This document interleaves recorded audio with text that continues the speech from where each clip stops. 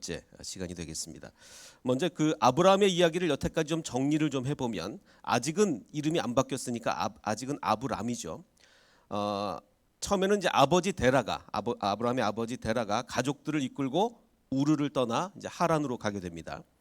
그래서 이제 하란에서 그 아브라함의 아버지가 죽고 아브라함은 하나님이 보여줄 땅으로, 아직 어딘지 모르지만 보여줄 땅으로 출발을 합니다.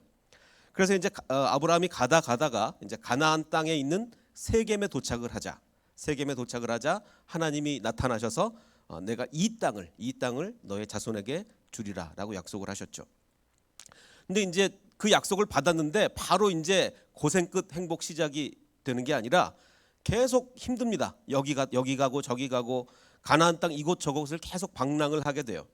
그리고 이제 더 큰 이제 기근을 만나게 됩니다. 그래서 기근이 너무 심하자 어디로 갔냐면 애굽으로 가게 되죠. 왜냐하면 애굽에는 나일강 때문에 아무리 이 기근이 생겨도 애굽에서는 웬만하면 먹을 게 항상 있습니다. 그래서 애굽으로 피신을 하게 되죠.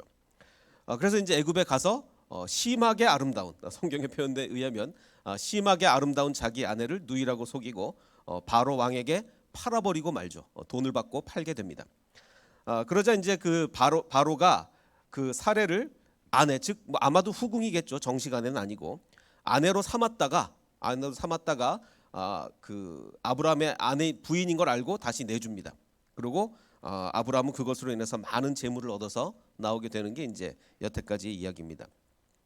그래서 이제 13장을 보면 아브라함이 애굽에서 출발해서 다시 가나안 땅으로 돌아가는데 네겝으로 갔다라고, 요즘 우리가 보는 개역 개정판에는 네겝으로 갔다라고 번역이 되어 있습니다. 근데 우리가 옛날에 보던 성경, 그 이제 그 히브리어는 네겝 이렇게 되는데, 옛날에 보는 개역 한글판에는 네겝이라고 번역되어 있지 않고 남방으로 갔다, 남쪽으로 갔다라고 옛날 성경에는 이렇게 번역이 되어 있습니다. 영어 성경도 요즘 영어 성경과 옛날 영어 성경이 다릅니다. 요즘 많이 보는 NIV에는 to the 네겝이라고 되어 있고, 옛날 보던 킹 제임스 버전에는 to the south, 남쪽으로 갔다라고 이렇게 되어 있습니다. 자, 그럼 도대체 히브리어는 네겝인데 왜 요즘 성경들은 다 네겝이라고 하고 옛날 성경들은 왜 다 남쪽이라고 했느냐? 이스라엘 지도를 보시면 이 이스라엘 남쪽에 있는 사막 이름을 네겝 사막이라고 합니다. 네겝 사막이라고 하는데, 근데 이 네겝을 진짜 그냥 남쪽이라고도 얘기할 수 있어요. 사막 이름도 네겝 사막이고 그냥 네겝 하면 남쪽이라는 뜻도 있습니다. 그럼 어느 게 더 맞는 번역이냐? 네겝가 맞는 번역이냐? 남쪽이 맞는 번역이냐? 지금 애굽에서 나와서 가나안 땅으로 다시 가려면 오히려 북쪽으로 올라가야죠. 남쪽으로 가는 게 아니라 애굽에서 가나안 땅을 가는 길은 남쪽이 아니라 북쪽으로 가는 겁니다. 그래서 가나안은 애굽의 북쪽이기 때문에 옛날 성경이 번역하는 식으로 남방으로 갔다, 남쪽으로 갔다라는 건 말이 안 돼요. 애굽에서 남쪽으로 가면 그 전혀 가나안 땅이 아니죠. 그래서 아마도 남쪽으로 갔다라는 옛날 번역은 잘못된 것으로 우리가 추정이 되고, 그래서 남쪽이라는 의미가 아니라 네겝 사막, 네겝 고유 명사로 네겝 사막을 의미한다고 이렇게 볼 수가 있을 것 같습니다. 그래서 네겝 사막이 어떤 지형이냐? 정말 그야말로 사막이에요. 정말 사람이 살아가기 힘든 이런 사막입니다. 그 2018년에 나온 그 신문 기사를 보니까 그 이스라엘의 과학자들이 그 요즘 한참 이 화성 탐사가 요즘 유행이지 않습니까? 벌써 2018년에 그 이스라엘 과학자들이 화성에 가서 무엇을 어떻게 할 것인가를 모의 실험으로, 이 모의 실험을 어디서 했느냐? 이 네겝 사막에서 했어요. 그럴 정도로 이 네겝 사막은 화성과 물론 이제 공기 있고 없고는 차이가 있겠지만, 그래서 마치 화성인 것처럼 우주복 입고 이 네겝 사막에서 화성 탐사를 실험을 할 정도로 이렇게 참 척박한 땅이 바로 네겝 사막입니다. 그래서 이제 그 13장 1절을 다시 보면 아브라함이 애굽에서 출발해서 네겝으로 올라가게 됩니다. 그래서 아브라함에게 가축과 은과 금이 풍부했다. 네겝으로 갔는데 그 은과 금까지 많았다라고 얘기합니다. 자, 처음에 하란을 떠날 때 아브라함의 재산이 어땠습니까? 소유와 얻은 사람들. 아마도 제일 처음에 우르에서 출발할 때는 우르가 망해가던 도시였기 때문에 별로 재산이 변변치 않았을 것으로 추정이 되는데, 하란에 가서 좀 돈을 많이 벌었던 것 같습니다. 그래서 소유와 얻은 사람, 즉 종까지 많이 데리고 갔는데, 자, 그 다음에 이제 가나안 땅에 갔는데 가나안 땅에서는 처음에는 정착을 못했습니다. 여기 갔다 저기 갔다 그러다 결국 기근이 너무 심해서 애굽으로 갔으니 가나안 땅에 이곳저곳을 떠돌아다니면서 은과 금을 모을 환경은 안 됐겠죠. 그럼 도대체 이 은과 금은 어디서 나왔을까? 그럼 이제 애굽에 가서 이제 아내 사례를 팔 때 바로 왕으로부터 뭘 받았냐면 양과 소와 노비와 나귀와 낙타 주로 이런 것들을 은과 금을 받았다는 얘기는 없어요. 없지만 다른 그 가나안 땅을 돌아다니면서 은과 금을 얻었을 환경은 안 됐을 거기 때문에 아마도 이 애굽 왕 바로가 그 아브라함을 얼른 쫓아내면서 그때 은과 금을 줬는지 어쨌든지 잘 모르겠습니다. 어쨌든 아마도 애굽에서 은과 금을 얻은 것 같아요. 정확하게 알 수는 없지만 그래서 이제 애굽에서 많은 재물을 얻어가지고 다시 가나안 땅으로 돌아왔습니다. 가나안 땅으로 돌아와서 그 다음에 우리가 잘 아는 대로 이제 롯과 조카 롯과 헤어지게 됩니다. 네가 먼저 땅을 골라라. 나는 네가 우하면 나는 좌할 거고 네가 좌하면 난 우할 거고. 여기서 이제 롯과 헤어지게 되죠. 자, 그런데 그럼 이 성경은 아브라함이 롯과 헤어지게 된 것을 어떻게 평가하냐? 잘했다고 할 것인가? 너 어떻게 조카랑 그렇게 헤어질 수 있냐? 조카를 계속 데리고 살아야지. 이렇게 평가할 것이냐? 아니면 그래 헤어지길 잘했다라고 평가할 것이냐? 한번 살펴보면 5절에 보면 이렇습니다. 아브라함이 지금 뭐 은과 금 가축이 아주 많았고 롯도 양과 소와 장막이 있었습니다. 그래서 그 땅이 그들이 동거하기에는 넉넉하지 못했다. 약간 객관적 평가를 갖죠. 그러니까 뭐 잘했다 못했다를 떠나서 객관적으로 볼 때 그 땅이 좁아라고 얘기하는 것 같아요. 더군다나 한 번 얘기하는 게 아니라 이는 그들의 소유가 많아서 동거할 수 없다니까라고 성경이 그 땅이 좁다고 그 땅이 동거할 수 없는 환경이라고 객관적으로 이렇게 얘기를 해주는 것 같아요.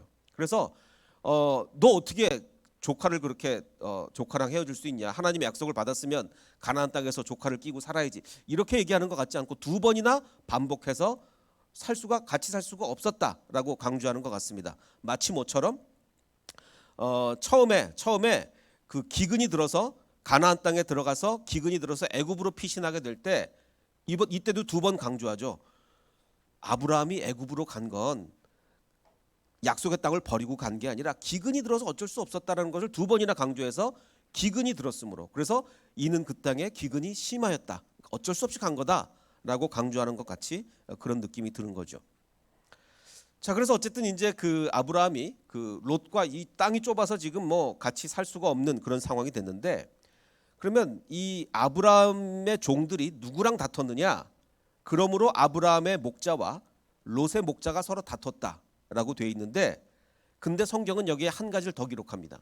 뭘 기록하냐면 근데 거기는 아브라함과 롯만 있었던 게 아니고 가나안 사람도 있었고 브리스 사람도 그 땅에 있었다. 이 얘기는 뭡니까? 그런데 가나안 사람들과 싸웠습니까? 안 싸웠어요. 브리스 사람과 싸웠습니까? 안 싸웠어요. 이건 뭘 의미합니까? 오히려 이방인들과는요 서로 조심하니까 잘 안 싸워요. 지금 이방인들하고 안 싸운다고요. 근데 누구랑 싸웠어요? 아브라함의 목자와 롯의 목자가 싸웠어요. 왜? 친척이니까 더 편하게 하다 보니까 더 상처받고 더 섭섭한 거예요. 우물에 누가 물을 먼저 먹이면 더 섭섭하고 누가 풀 먹이면 더 섭섭하고 이거 같은 친척끼리 왜 이래? 그래서 오히려 이방인들과는 거리를 두니까 서로 조심하니까 안 싸우는데 가족끼리 싸운다니까요. 가족끼리 싸웁니다. 그래서 8절에 보면 아브라함이 롯에게 이렇게 얘기합니다.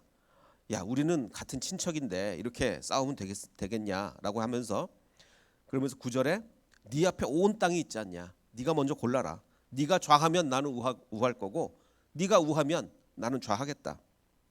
이게 굉장히 쉬운 일이 아닙니다. 왜냐하면 자기 조카인데 옛날 이 이스라엘 문화랑 한국 문화랑 거의 비슷하지 않습니까? 한국 문화는 한 살이라도 많으면 어른 행세를 하려는 게 한국 문화고 이런데 자기 조카한테 우선권을 주는 거예요. 그 당시 문화로서는 굉장히 힘든 일이죠. 사실 거듭 강조하지만 아브라함이라는 사람이 처음부터 믿음이 너무 투철해서 처음부터 믿음의 조상은 아니었습니다.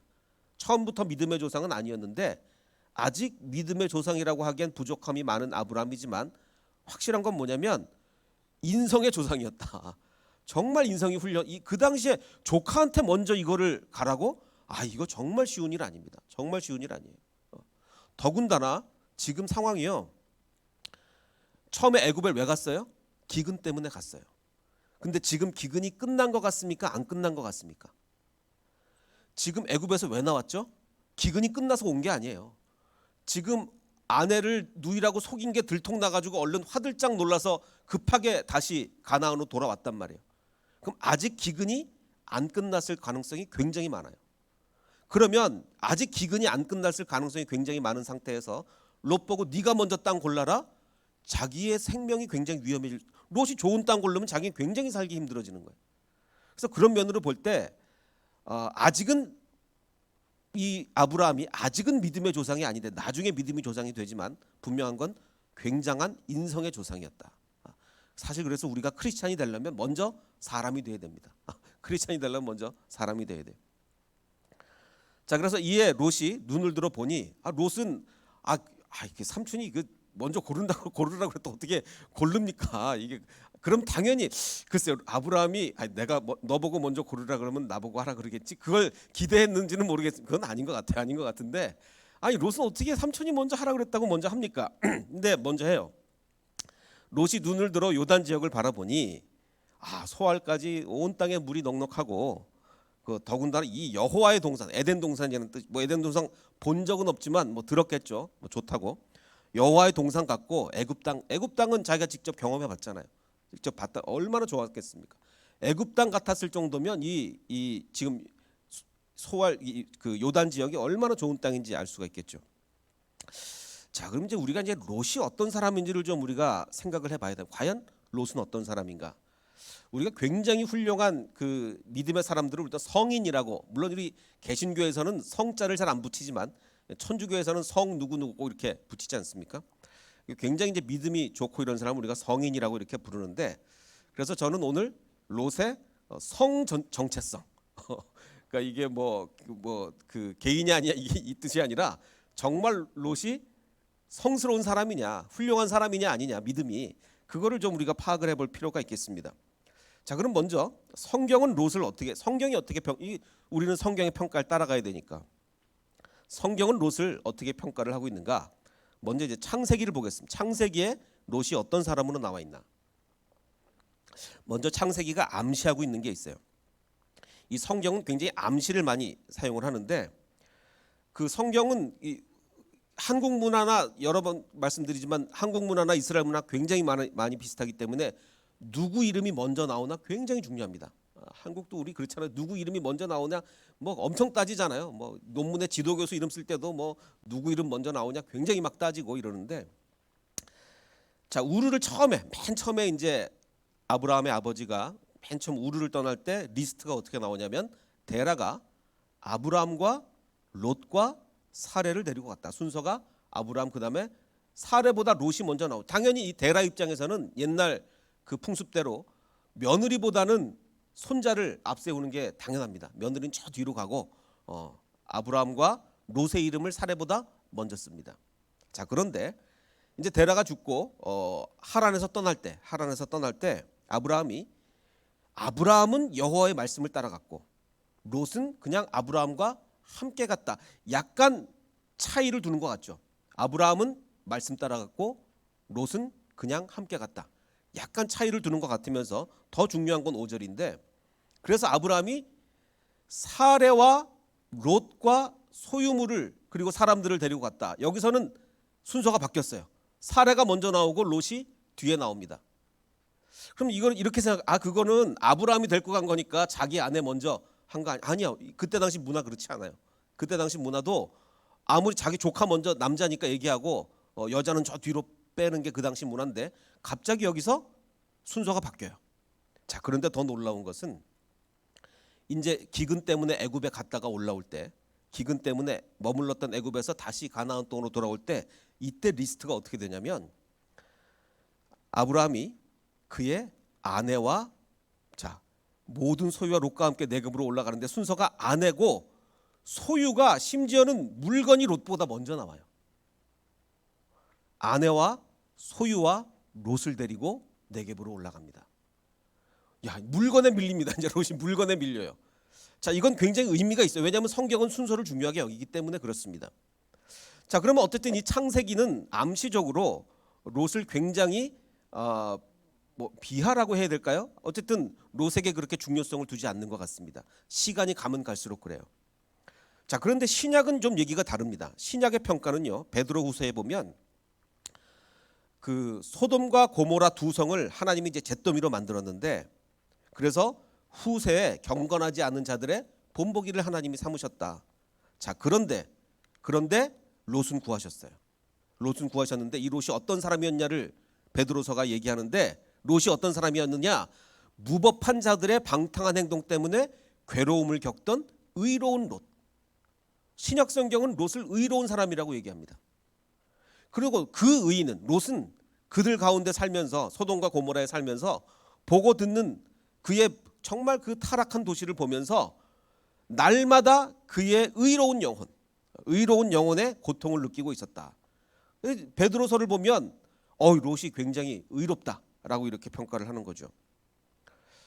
자, 근데 또 이게 왔다 갔다 합니다. 또 이제 그 창세기에, 그래서 이제 롯과 아브라함이 딱 나눠지게 되는데, 롯이 떠난 후에 하나님이 이제 뭐라고 말씀하시냐면, 롯이 아브라함을 떠난 후에 하나님이 아브라함에게 나타나셔서 이렇게 얘기하십니다. 야, 그래, 이제 롯이 갔으니까 너는 눈을 들어서 너 있는 곳에서 북쪽, 남쪽, 동쪽, 서쪽을 바라봐라. 보이는 땅을 내가 너의 자손에게 다 주겠다. 영원히 이르게 하겠다. 그리고 너의 자손을 티끌과 같이 내가 많게 너를 축복해 주겠다라는 축복을 언제 해요? 롯이 떠난 후에. 마치 뭐처럼, 마치 기다렸다는 듯이 하나님이 이 얘기를 가만히 안 하고 계시다가 롯이 딱 떠난 후에 기다렸다는 듯이 나타나셔서, 자, 너는 이제 눈을 들어서 동쪽, 남쪽, 북쪽 다 봐라. 내가 너 다 주고 너의 자손에게 영원히 주고 너의 자손을 티끌처럼 많게 하겠다. 이렇게 얘기하는 거예요. 그래서 이 축복에서 롯을 제외하는, 이 엄청난 축복에서 롯을 제외하는 그런 뉘앙스가 이게 왔다 갔다 합니다. 자, 그리고 롯의 아내에 대한 평가는 어떻습니까? 뭐 다들 잘 아시다시피 누가복음에도 보면 예수님이, 야, 나중에 이제 내가 다시 올 때, 인자가 다시 나타나는 날에도 이러할 텐데 밭에 있는 자는 뒤로 돌이키지 말아라. 마치 누구처럼? 롯의 철을 기억을 해라. 무릇 자기 목숨을 보존하고자 하는 자는 잃을 거다. 롯의 철을 봐라. 그리고 잃는 자는 오히려 살 거다. 그래서 롯의 철을 굉장히 좋지 않은 예로 이렇게 평가를 하고, 롯의 첩뿐만 아니라 그럼 롯의 후손들, 롯의 자손 후손에 대한 평가는 어떻습니까? 롯의 후손은 모압과 암몬인데, 신명기에 보면 모압과 암몬 사람들은, 암몬과 모압 사람들은 여호와의 총회에 들어오지 못하는데, 당분간 들어오지 못하는 게 아니라 10대뿐만 아니라 영원히 여호와의 총회에 이 롯의 후손들은 들어오지 못한다라고 얘기하는 거예요. 이 정도로 좋지 않게 평가를 하는 거죠. 자, 그러면 뭐 신약에서는 뭐 의로운 롯 뭐 이렇게 나가다가 뭐 이렇게 뭐 아내와 후손은 이렇게 안 좋게 평가를 하고, 도대체 이게 뭐냐? 그럼 롯이라는 사람은 과연 선택을 받은 사람이냐, 아니면 선택을 못 받은 사람이냐, 아니면 헷갈리는 사람이냐를 우리가 좀 생각을 해봐야 되겠죠. 선택받았다고 주장을 하는 사람들은, 아니 신약에서 의로운 롯이라고 뭐 거듭 의인이라고 얘기하잖아. 의인이 어떻게 선택 안 받고 어떻게 의인이 될 수 있느냐라고 얘기하고 주장을 하고 있고, 선택받지 못했다라고 주장하는 사람들은 창세기를 봐라. 롯하고 딱 헤어진 다음에 하나님이 나타나서 이 축복 너한테 다 주겠다 막 이러시지 않냐. 그리고 후손들과 이 부인에 대한 평가가 이렇게 나쁘지 않느냐라고 하는데, 글쎄 이제 제 생각은 그렇습니다. 이건 뭐 알 수는 없는 이야기지만, 그 신약에서 롯이라는 개인에 대해서 의로운 의인이라고 평가를 하고 후손과 부인에 대해서 부정적 뭐 이런 거 계속 나오는 걸 보면, 롯이라는 개인은 하나님께 선택을 받았을지언정 그의 혹시 부인과 후손들은 아니지 않는가, 이런 이제 추정을 해보게 됩니다. 롯도 이제 그 의인이라고 평가도 받고 뭐 다 그렇게 했지만, 어쨌든 창세기에서 계속 이름이 후순위로 밀리는 거 보면 정말 뭐 하나님이 보시기 합당하거나 뭐 그런 사람은 아니었던 것으로 보입니다. 자, 그리고 오늘 또 하나 이제 생각해 봐야 될 것이, 자, 여러분이 뭐 부동산 투자를 얼마나 하시는지 모르겠습니다. 내가 만일 부동산 투자를 한다면 젖과 꿀이 흐르는 가나안 땅에 투자를 하시겠습니까? 아니면 나일강으로 인해서 항상 풍요로운 나일강이 이 범람함으로 인해서 항상 풍요로운 애굽 땅에 둘 중에 하나 부동산 투자를 해라라고 하면 뭐 돈 없다 이러지 마시고 만약에 내가 돈이 있다면 적과 꿀이 흐르는 가나안 땅에 하시겠습니까? 아니면 나일강으로 인해서 항상 풍요로운 애굽 땅에 하시겠습니까? 먼저 이제 가나안과 이 애굽 땅을 좀 비교를 해보면 애굽 땅은 이렇게 있고 가나안 땅은 바로 여기죠. 뭐 지도만 보면은 뭐 어디다 투자해야 될지 잘 모르는데 항공 사진을 보면 확연히 드러나죠. 이 애굽의 나일 삼각주는 정말 풍요로운 나일강이 언제나 수분을 공급하고 있고 정말 그야말로 적과 꿀이 흐르는 땅은 오히려 애굽 땅 아니냐라고 생각할 정도로 저기 가나안도 조금 푸르르긴 하는데 이거는 21세기 항공 사진이나 요즘은 스프링클러로 막 물을 그 이스라엘 땅 곳곳에 스프링클러로 물을 공급하고 그래서 농사를 짓고 그래서 좀 약간 푸릇푸릇한 거지 옛날엔 절대로 이러지 않았죠. 옛날엔 정말 네게부 사막 같았겠죠. 둘 중에 어디다 투자를 하시겠습니까? 근데 중요한 것은 그럼 하나님이 여기를 왜 젖과 꿀이 흐른다 그랬죠? 이 애굽 땅하고 비교도 안 되게 척박한 땅이고 스프링클러로 물을 공급하지 않으면 뭐 다 굶어 죽게 생겼을 만한 그런 땅인데 이게 왜 젖과 꿀이 흐르냐라는 그런 의문입니다. 그 우리 헤세드 교회 그 온라인 성도 온라인 성도님 중에 그 홍콩에 사는 성도님이 계신데 그분이 페이스북에 재밌는 사진을 하나 올렸어요. 뭐라고 올렸냐면 나의 2021년 여행 계획. 나의 2021년. 근데 문제는 코로나 때문에 뭐 전혀 여행을 못 가는 거잖아요. 그래서 원래 나의 기대는 뭐였냐? 익스펙테이션. 시드니에 있는 오페라 하우스. 나의 기대는 원래 2021년 기대는 호주 시드니에 있는 오페라 하우스. 자, 그런데 현실은 어떻습니까? 이 코로나 때문에 아무데도 못 가니까 현실은 설거지예요. 그냥 이렇게 오페라 하우스 비슷하게 생긴 설거지만 하게 이게 익스펙테이션과 리얼리티가 완전히 다른 거죠. 마찬가지로 젖과 꿀이 흐르는 땅이요. 익스펙테이션은 뭡니까? 우리의 기대는 이거예요. 젖과 꿀이 흐르고 정말 푸르고 푸른 애굽 땅보다 더 좋은 뭐 이게 이제 젖과 꿀이 흐르는 땅의 익스펙테이션인데 리얼리티 현실은 어떻습니까? 이게 현실이거든요. 그럼 도대체 하나님은 왜 젖과 꿀이 흐르는 땅이라고 우리를 속인 겁니까? 뭡니까? 그 젖과 꿀이 안 흐른다 그러면 안 들어갈까 봐 속인 겁니까? 뭡니까? 그 신명기에 보면 이렇게 나옵니다. 신명기에 보면 자 그럼 이제 도대체 나의 투자는 어디다 하시겠습니까? 애굽 땅이에요, 가나안 땅이에요? 자, 신명기에 이렇게 나와 있습니다. 신명기에 여호와께서 주라고 명령하신 그 가나안 땅은 바로 이렇다. 어떤 땅이냐 하면 이라고 이제 모세가 설명을 하는데 자, 가나안 땅은 젖과 꿀이 흐르는 땅에서 너희의 날이 아주 오래 살 거다. 젖과 꿀이 흐른다. 근데 이 젖과 꿀이 흐르는 땅은 애굽 너희가 지금 나온 출애굽해서 지금 가나안 땅 들어가는 거 아니에요? 너희가 나온 애굽 땅과 같지 않다. 애굽 땅이 그렇게 풍요로운 땅인데 그러면 네게부 사막이란 얘기냐? 야, 니네가 애굽 땅에서는 니네 어떻게 살았냐? 거기서는 너희가 발로 물을 대지 않았냐? 이 얘기가 무슨 얘기입니까? 애굽은 그 비는 많이 안 와요. 비는 많이 안 오는데 나일강 때문에 풍요로운 거기 때문에 발로 밟아서 마치 펌프질 같은 걸 강물을 끌어올려서 이제 농사를 짓는 거기 때문에 하늘에서 내리는 비가 아니라 뭡니까? 발로 밟아서 약간 펌프 작용을 해서 나일강으로부터 물을 끌어옵니다. 야, 니네 애굽에서 농사 질 때 어떻게 했냐? 발로 밟아서 물 대지 않았냐라고 하시면서 야, 근데 가나안 땅은 너희가 건너가서 차지할 땅은 산과 골짜기가 있는 땅이야. 이게 무슨 얘기입니까? 그럼 더 힘든 거 아닌가? 산과 골짜기가 있는 땅인데 하늘에서 내리는 비를 흡수하는 땅이다. 그래서 비만 내리면 끝내준다는 거예요. 그러니까 실제로 지금 이스라엘 땅이 스프링클러로 물만 공급하면 기가 막히게 농사가 잘 된답니다. 정말 최고로 농사가 잘 된대요. 근데 자, 산과 골짜기인데 하늘에서 비를 내리는 그 비를 흡수하는 땅인데 하나님 여호와께서 돌보아 주시는 땅이다. 그래서 연초부터 연말까지 너의 하나님 여호와의 눈이 항상 그 땅 위에 있다. 그래서 하나님이 비를 내려주시면 발로 밟아서 펌프질할 필요도 없고 기가 막힌 땅이 된다라고 얘기하는 거예요. 기가 막힌 땅이 된다. 자, 그런데 문제가 있습니다. 이게 12절인데 13절에 너희가 만일, 이게 중요한 거예요.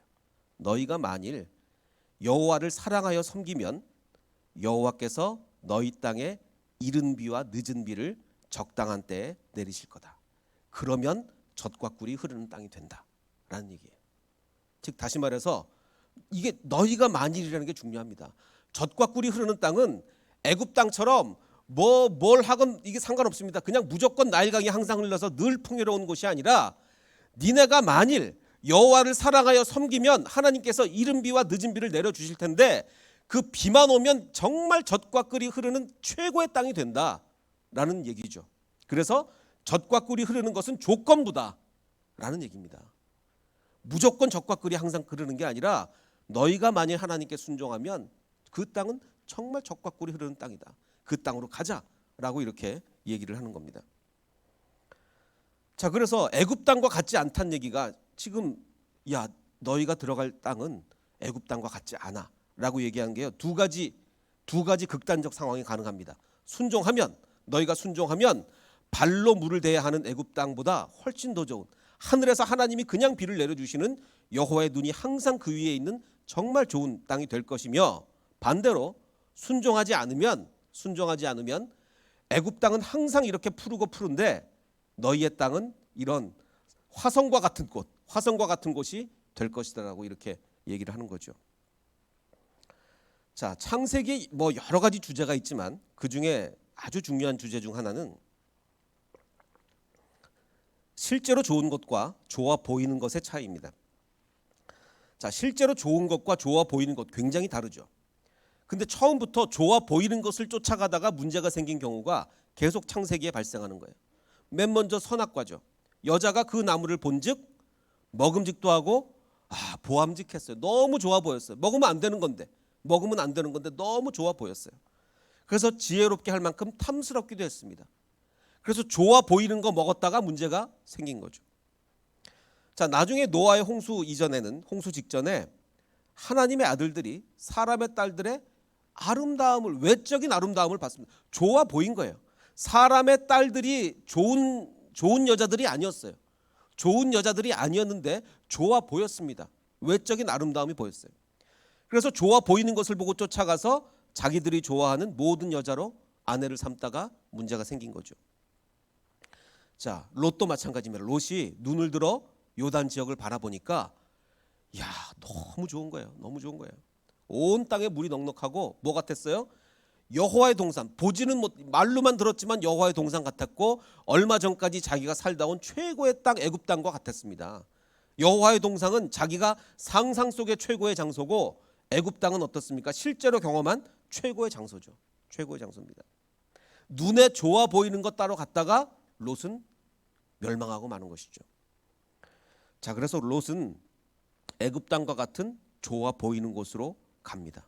자, 그런데 온 땅에 물이 넉넉하고 여호와의 동산 같고 애굽 땅과 같았는데 그 이유가 있습니다. 이제는 그렇지 않게. 왜? 여호와께서 소돔과 고모라를 멸하시기 전이었기 때문에 그렇다. 이제 소돔과 고모라에 유황 뿌리 내리고 완전히 초토화시키고 난 다음에는 그 땅이 완전히 변하겠죠. 만약에 롯이 이제 하나님께서 소돔과 고모라를 멸하실 텐데 바로 저 땅이야. 그럼 그걸 알았으면 갔겠습니까? 몰랐으니까 간 거예요. 미래를 몰랐으니까 간 겁니다. 하나님이 롯을 정말 사랑하고 아끼고 돌봐주셨다면 못 가게 막으셨겠죠. 그 땅은 내가 멸할 땅이야. 앞으로 멸할 땅이야. 거기 가면 안 되지. 아무리 네가 지금 거기가 좋아 보여도 그쪽으로 가면 안 되지 라고 얘기하셨을 거예요. 그런데 롯은 미래를 알지 못했기 때문에 좋아 보이는 곳으로 갔습니다. 그래서 오늘 말씀의 핵심은 이겁니다. 미래까지 아시는 하나님은 우리를 좋아 보이는 곳이 아닌 좋은 곳으로 인도하십니다. 좋은 곳으로. 자, 지금 보십시오. 아브라함과 롯이 갈라졌습니다. 롯이 어디로 갔어요? 좋아 보이는 곳으로 갔어요. 이제 거기 유황불 내릴 텐데 모르고 좋아 보이는 곳으로 갔어요. 아브라함이 지금 하나님이 나타나셔서 말만 보면 멋져요. 너 동서남북 아무데나 다 쳐다봐라. 네가 보이는데 다 너한테 준다. 밟고 다녀라. 그 땅 밟고 다니라. 다 너한테 준다. 네 자손 후손 대대로 영원히 그 땅을 줄 것이고 너의 자손을 티끌처럼 많게 하겠다. 말은 굉장히 말 하나하나가 주옥 같은 말인데 문제는 지금 그 땅이 어느 땅이에요? 기근이 들어서 못 살아가지고 애굽으로 도망갔던 땅이라고요. 그 말만 보고 야 너무 멋지다. 동서남북 아무데나 다 보낸다. 다 그 땅 다 준댄다. 근데 지금 그 땅에서 살기 힘들어가지고 애굽 갔다니까요. 그래서 지금 다시 왔는데 다시 그 땅인데 하나님께서 롯은 진짜 푸르디 푸른 물이 많고 에덴 동산 같고 애굽 땅 같은 곳으로 롯은 가버리고 지금 아브라함은 그 척박한 땅에 남았는데 하나님이 그곳이 젖과 꿀이 흐르는 땅이라고 말씀하시지 않습니까? 왜? 이제 그곳에서 아브라함이 순종하면 하늘에서 하나님이 비를 내리실 텐데 그러면 그 어떤 땅보다도 좋은 땅이 될 것이기 때문에 그렇죠. 그래서 우리는 미래를 알지 못하고 우리가 하나님을 전적으로 신뢰해야 되는 이유가 뭡니까? 미래를 알지 못하니까 더 그런 거예요. 미래를 알면 우리가 만약에 뭐 10년 20년 후를 내다본다고 합시다. 그럼 누가 하나님 신뢰하겠어? 하나님 믿겠다. 하나님 믿을 필요도 없어요. 그 롯도 보면 좀 있으면 저기 소돔과 고모라에 유황불 내릴 텐데 내가 저길 왜 가? 안 갈 거 아니에요. 우리가 미래가 뭡니까? 내일 일도 모르기 때문에 우리는 하나님을 믿고 따라가는 수밖에 없다는 거예요. 지금 보기에는 젖과 꿀이 전혀 흐르지 않아도 젖과 꿀이 흐른다 그러면 흐른 줄 알아야 되는 겁니다. 무슨 젖과 꿀이 흘러요? 지금 거기서 못 살아가지고 애굽 도망갔다가 아내 팔고 난리 났는데 무슨 젖과 꿀이 흐릅니까? 그런데 젖과 꿀이 흐른다고 하면 흐르는 줄 알아야 되는 거예요. 그게 바로 신앙입니다. 그게 바로 신앙이에요. 그래서 우리는 정말 좋아 보이는 곳으로 가려는 유혹을 물리쳐야 됩니다. 이게 중요한 거예요. 우리에게는 항상 좋아 보이는 곳으로 가려는 유혹이 있어요.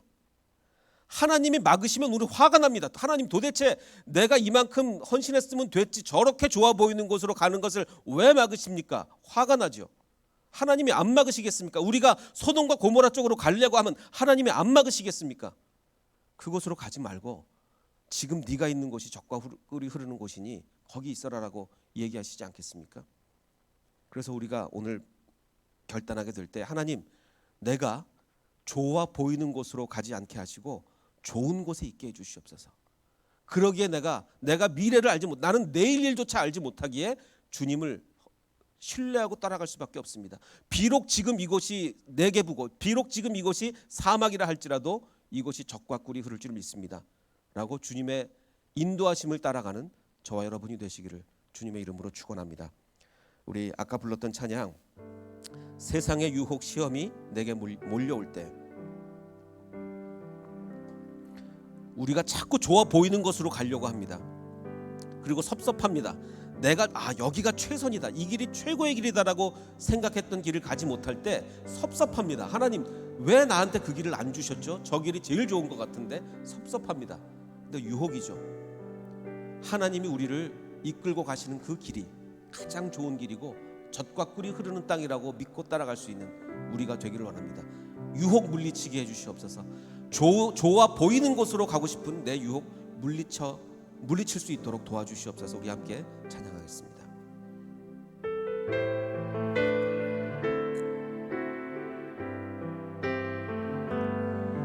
세상의 유혹 시험이 내게 몰려올 때에 나의 힘으론 그것들 모두 이길 수 없네.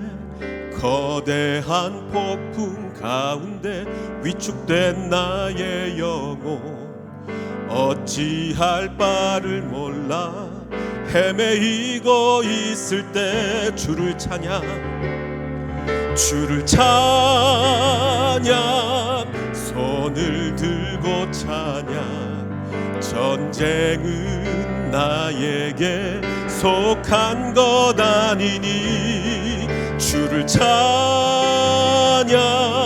손을 들고 찬양 전쟁은 하나님께 속한 것 신이 거짓과 속임수로 가득 찬 세상에서 어디로 갈지 몰라 머뭇거리고 있네. 공중의 권세 잡은 자 지금도 우리들을 실패와 절망으로 넘어뜨리려 하네. 주를 찬양 손을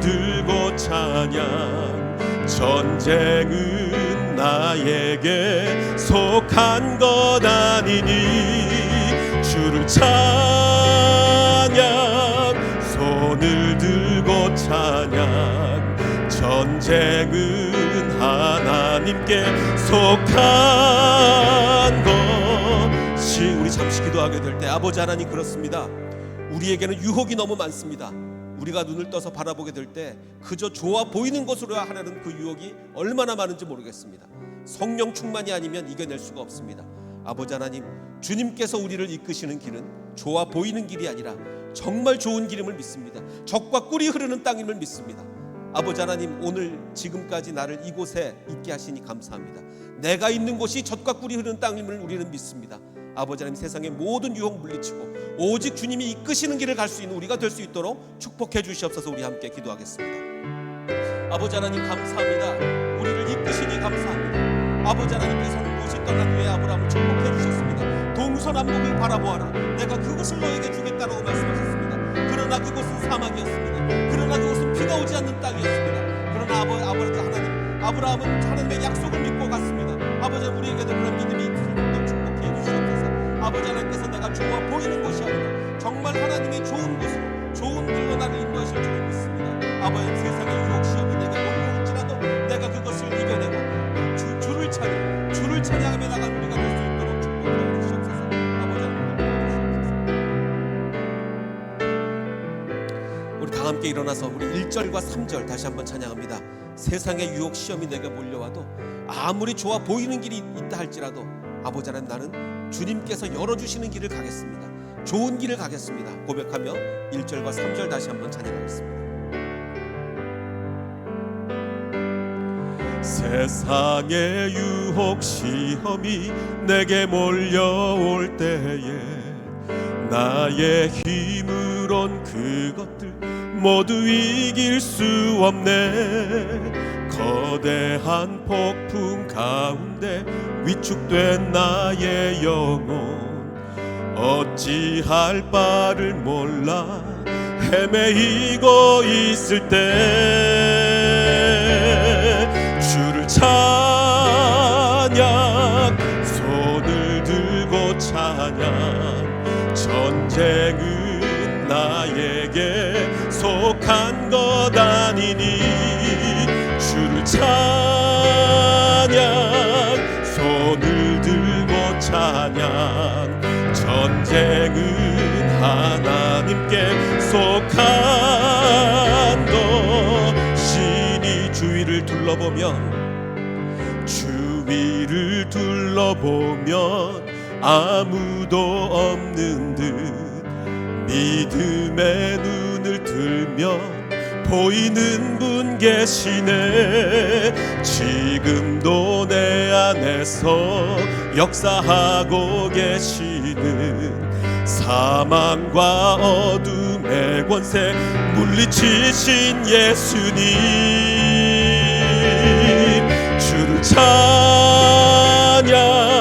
손을 들고 찬양 전쟁은 나에게 속한 것 아니니 주를 찬양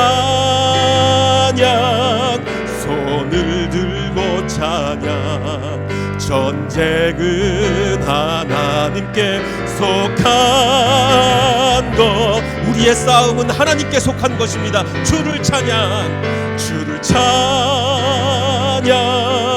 손을 들고 찬양 전쟁은 나에게 속한 것 아니니 주를 찬양 손을 들고 찬양 전쟁은 하나님께 속한 것이니. 아버지 하나님 감사합니다. 모든 전쟁은 하나님께 속한 것인 줄을 믿습니다. 우리를 소돔과 고모라 쪽으로 가지 않게 막아주심을 감사합니다. 그것이 아무리 좋은 땅이라 할지라도 우리 눈에 아무리 좋은 곳이라 아무리 보기에 좋은 곳이라 할지라도 소돔과 고모라기에 우리가 가지 않게 막아주시니 감사합니다. 주님께서 우리에게 열어주신 길은 젖과 꿀이 흐르는 땅인 줄을 믿습니다. 비록 지금은 척박한 네게부라 할지라도 지금 비록 지금은 비가 오지 않는다 할지라도 우리가 주님께 순종할 때 이른 비와 늦은 비를 내려주시는 그 젖과 꿀이 흐르는 땅으로 나를 인도하실 줄을 믿습니다. 이제는 우리 구주 예수 그리스도의 은혜와 아버지 하나님의 무한하신 사랑과 성령님의 감화 감동 충만하게 역사해 주심이 우리를 좋아 보이는 길이 아닌 좋은 길로 인도하시는 주님을 믿으며 따라가기를 원하는 이 자리에 있는 모든 백성들 머리 위에, 그리고 인터넷으로 예배하는 모든 백성들 머리 위에 이제로부터 영원토록 함께 하시기를 간절히 축원하옵나이다. 아멘.